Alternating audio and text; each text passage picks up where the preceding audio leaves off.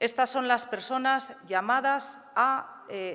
concitar muchos hombres y mujeres alrededor de cada mesa de estudio para poder trasladar las ideas que preocupan en la calle.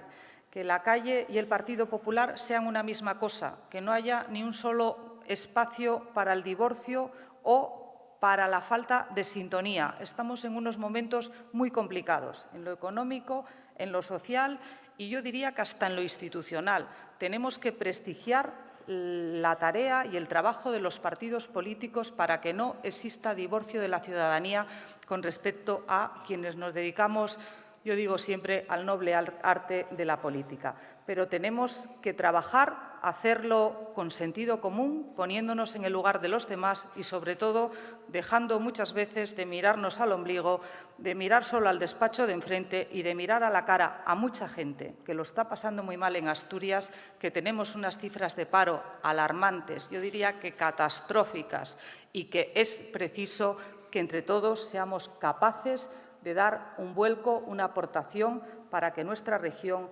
pueda empezar a percibir un horizonte de optimismo.